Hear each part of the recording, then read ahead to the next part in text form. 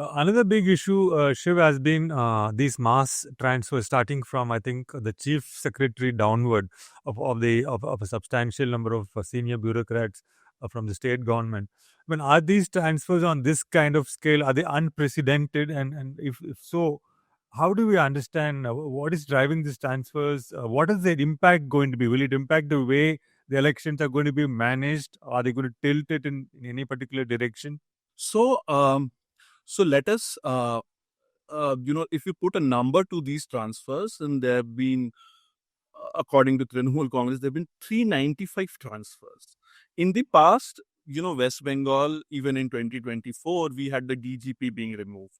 But this time, everyone, DGP, Home Secretary, Chief Secretary, all the IGs of ranges, most of the SPs and most of the DMs, and even about 150 BDOs, 180 officer in charge of police station have been removed.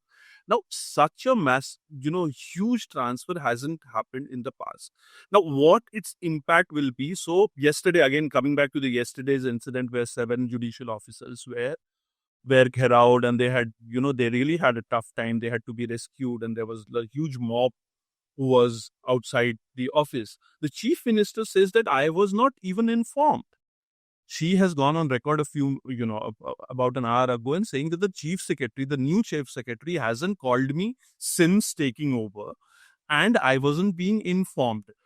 And, so we are in a situation where you have a new chief secretary, you have every officer is new, and the elected head of the state says that I was not even informed through official channels, and if something goes wrong, it is the responsibility of the election commission.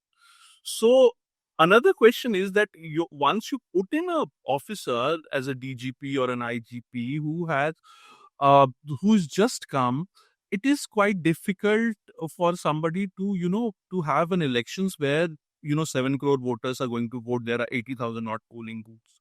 So the question which the Trinamool is asking, and we have to kind of uh, give it a thought, whether we are in a president's rule. If the chief minister is not being consulted in anything, if there is a law and order situation and the DGP or the chief electoral officer of the state handles it, or the Calcutta High Court Chief Justice handles it on their own account. So we have to think that, what is going on actually. So you're saying law and order is a state subject, but all the DGP, chief secretary, home secretary, they're all been appointed by the center without consulting the chief minister. Is that what you're saying? Yes. So and there is nothing in this which differentiates. I mean, which differentiates it from a president's rule kind of a situation, which is where such a thing would happen. Exactly. So by having a model code of conduct, you have removed every officer of consequence or importance, and you have a new set of officers, and you they are not answerable to the chief minister. So the chief minister is saying that I am powerless. If anything happens tomorrow, if there is any law and order, I shouldn't be blamed, because the election commission which is running this show. No, let's come from this administrative election commission side of things, which has really, even unfortunately, taken up so much of narrative space, to the actual electoral field, so to speak. So, how is the Trinamool Congress placed so far? I mean, there have been a lot of allegations of corruption and misgovernance, which have been flung at the TMC. Are they directed at Mamata herself, or is it more like the TMC's local satraps and leaders of specific constituencies who are being sort of blamed for corruption and so on? Are these allegations a big issue for the people?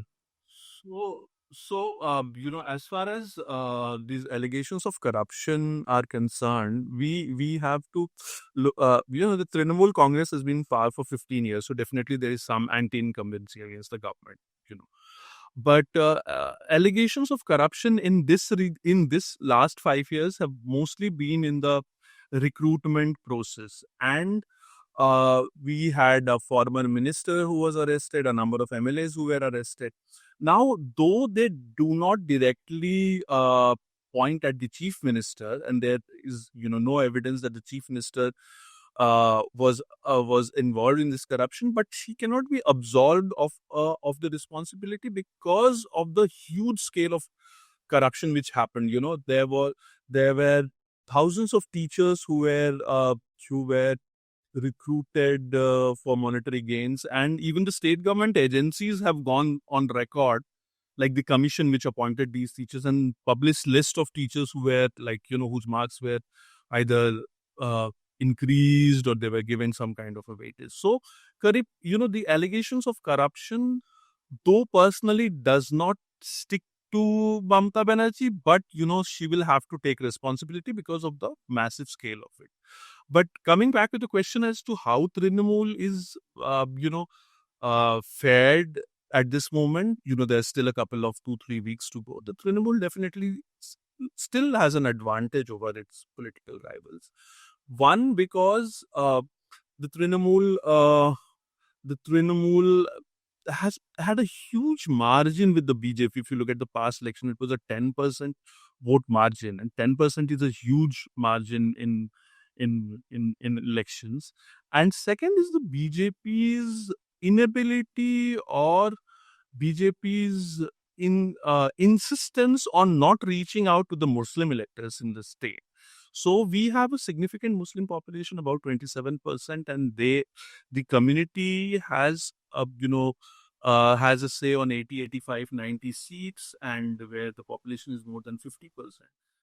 But did you say that the Muslim population is more than 50% in about 85 seats? Yes, yes. More than 50%, and they will decide the outcome of the election in these seats. And the BJP in their campaign has not reached out to this community, and their narrative is again this Guspaitia and infiltrators and all that.